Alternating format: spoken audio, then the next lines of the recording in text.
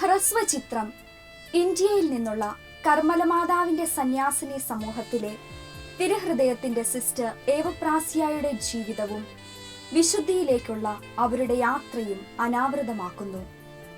ഭാരതത്തിന്റെ തെക്കേ അറ്റത്തുള്ള ദൈവത്തിന്റെ സ്വന്തം നാടായ കേരളത്തിൽ, സാംസ്കാരിക പെരുമയുടെ നാടായ തൃശൂർ ജില്ലയിൽ കാട്ടൂർ ഗ്രാമത്തിൽ ചേർപ്പൂക്കാരൻ എലവുത്തിങ്കൽ കുടുംബത്തിൽ 1877 ഒക്ടോബർ 17 ഏവപ്രാസ്യ ജനിച്ചു. എടത്തുരുത്തി പരിശുദ്ധ കർമ്മല മാതാവിന്റെ നാമത്തിലുള്ള ദേവാലയത്തിൽ വെച്ച് മാമോദീസ നൽകി റോസ എന്ന പേരിട്ടു.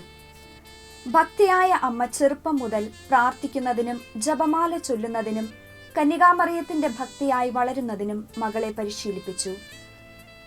വാഴ്ത്തപ്പെട്ട ഏവപ്രാസ്യാമ്മയുടെ കത്തുകളിൽ സാക്ഷ്യപ്പെടുത്തുന്നത് പോലെ ദർശനങ്ങൾ തുടങ്ങിയ പല ആധ്യാത്മിക അനുഭവങ്ങളും ചെറുപ്പം മുതൽ അവർക്കുണ്ടായിരുന്നു. 9-ാം വയസ്സിൽ പരിശുദ്ധ കന്യകാമറിയം പ്രത്യക്ഷപ്പെട്ട് നൽകിയ നിർദ്ദേശമനുസരിച്ച് അവർ തന്റെ കന്യകാത്വം ദൈവത്തിന് സമർപ്പിക്കുകയും മാതാവ് പഠിപ്പിച്ചതുപോലെ മാലാഖമാരോട് കൂടെ ദൈവത്തെ ആരാധിക്കുകയും ചെയ്തിരുന്നു. എന്നാൽ കർക്കശ സ്വഭാവക്കാരനായ പിതാവ് ആ നാട്ടിലുള്ള ഒരു സമ്പന്നനുമായി റോസയെ വിവാഹം ചെയ്തയക്കാൻ തീരുമാനിച്ചു. അപ്പന്റെ തനി സ്വഭാവക്കാരിയായ റോസയാകട്ടെ തന്റെ തീരുമാനത്തിൽ ഉറച്ചു നിന്നു. റോസയുടെ അനുജത്തിയുടെ മരണം അപ്പന് മാനസാന്തരമുണ്ടാക്കുകയും അവരുടെ ഇഷ്ടമനുസരിച്ച് കൂനമാവ് ബോർഡിങ്ങിൽ കൊണ്ടാക്കുകയും ചെയ്തു.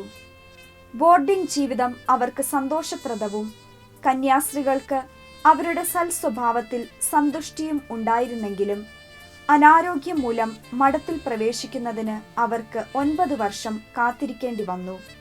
2 പ്രാവശ്യം ചികിത്സാർത്ഥം വീട്ടിൽ പോകുകയും മടങ്ങി വരികയും ചെയ്തു. ഒരിക്കൽ മരണകരമായ ഒരു അസുഖം അവരെ ബാധിച്ചെങ്കിലും തിരുക്കുടുംബം പ്രത്യക്ഷപ്പെട്ട് സൗഖ്യം നൽകി. അവരുടെ ഭക്തിയിലും അടക്കത്തിലും അനുസരണത്തിലും സംപ്രീതരായി അധികാരികൾ അവരെ മഠത്തിൽ പ്രവേശിപ്പിച്ചു.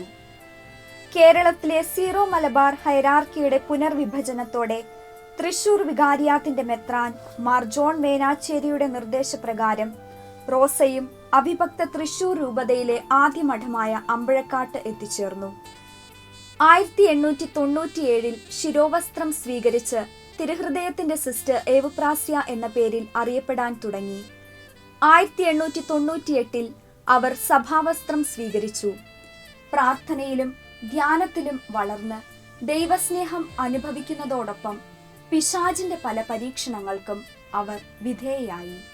ചാവറ കുര്യാക്കോസ് ഏലിയാസ് അച്ഛനും ഫാദർ ലിയോപോൾ ബൊക്കാരോ OCDയും ചേർന്ന് കൂനമ്മാവിൽ ആരംഭിച്ച കർമ്മല മാതാവിന്റെ സന്യാസിനി സമൂഹത്തിലൂടെ 1900 മെയ് 24 ദൈവത്തിന്റെ അനന്ത സ്നേഹത്തിനും അവിടുത്തെ സേവനത്തിനുമായി സിസ്റ്റർ ഏവപ്രാസ്യ വ്രതവാഗ്ദാനത്തിലൂടെ സ്വയം സമർപ്പിച്ചു.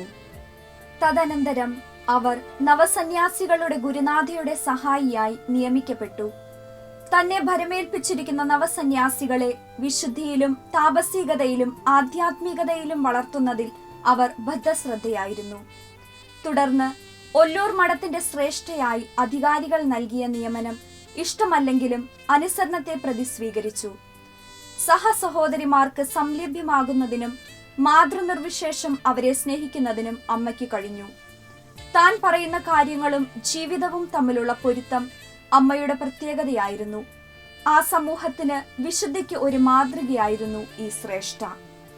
തന്റെ ആധ്യാത്മിക ശിക്ഷണത്തിന് ഏൽപ്പിക്കപ്പെട്ട സിസ്റ്റർ ഏവപ്രാസ്യയുടെ ജീവിതത്തിൽ സംഭവിക്കുന്ന അനിതര സാധാരണ കാര്യങ്ങൾ മനസ്സിലാക്കിയ തൃശൂർ വികാരിയാത്തിന്റെ മെത്രാൻ മാർ ജോൺ മേനാച്ചേരി എല്ലാ കാര്യങ്ങളും കുമ്പസാരത്തിൽ ഏറ്റുപറയുന്നതിനും അത് സാധിക്കാത്തപ്പോൾ എഴുതി അറിയിക്കാനും കൽപ്പിച്ചു. താൻ എഴുതി അറിയിക്കുന്ന കാര്യങ്ങൾ നശിപ്പിച്ചു കളയണം എന്ന അപേക്ഷയോടെ ഏവപ്രാസ്യാമ്മ ഈ ആജ്ഞ അനുസരിച്ചു. പക്ഷേ അവൾ അറിയാതെ ബിഷപ്പ് അവയെല്ലാം സൂക്ഷിച്ചു വെച്ചു. ഈ എഴുത്തുകളാണ് അവളുടെ ആഴമായ ആധ്യാത്മികത, വിശുദ്ധി, ദൈവൈക്യം, മറ്റു മൗതികാനുഭവങ്ങൾ തുടങ്ങിയവയ്ക്ക് തെളിവുകളായത്. സദാ സക്രാരിയിലേക്ക് നോക്കി പ്രാർത്ഥനയോടെ ഇരിക്കുന്ന സിസ്റ്റർ ഏവപ്രാസ്യയെ ഒല്ലൂർ നിവാസികൾ പ്രാർത്ഥിക്കുന്ന അമ്മയെന്നും ചേർപ്പൂക്കാരന്റെ പുണ്യപ്പെട്ട കന്യാസ്ത്രീ എന്നും വിളിക്കാൻ തുടങ്ങി. ദൃഷ്ടികൾ താഴ്ത്തി ദൈവസ്നേഹത്തിൽ മുങ്ങി അവൾ നടക്കുന്നത് കാണുന്നത് തന്നെ കാഴ്ചക്കാരിലും ദൈവിക ചിന്ത ഉണർത്തുമായിരുന്നു. സഹോദരിമാരാകട്ടെ ആ മുഖത്തെ വരപ്രസാദവും ശാന്തതയും കണ്ട് അമ്മയെ ചലിക്കുന്ന സക്രാരി എന്ന് വിളിച്ചു. ആധ്യാത്മിക ജീവിതത്തിൽ അവർ മാതൃകയാക്കിയിരുന്നത് ദൈവൈക്യ ജീവിതത്തിൽ ആത്മീയ വിവാഹം വരെ വളർന്ന ആവിലായിലെ വിശുദ്ധ ത്രേസ്യയെ ആയിരുന്നു. ഒരിക്കൽ അവർ ആത്മപിതാവിനെഴുതി: കഴിഞ്ഞ 4 മാസങ്ങളായി എന്നിൽ ഒരു പ്രത്യേകത തോന്നുന്നു. ഞാൻ എന്ത് ജോലിയിലും വർത്തമാനത്തിലും അകപ്പെട്ടിരുന്നാലും ഒരിക്കലും വിട്ടുമാറാതെ എന്റെ ഹൃദയത്തോട് വലിയ സ്നേഹപക്ഷത്തോടെ സംസാരിക്കുന്ന ഒരാളെ എന്റെ ബോധത്തിൽ തെളിവായി കാണുന്നുണ്ട്. വല്ലതും പ്രവർത്തിക്കുകയോ പറയുകയോ ചെയ്യുന്ന സമയത്തിൽ ഞാൻ അറിയാതെ എന്റെ ബോധത്തെ ഹൃദയത്തിന്റെ ആ വലിയ പക്ഷത്തിലോട്ട് പെട്ടെന്ന് വലിച്ചു കളയുന്നു.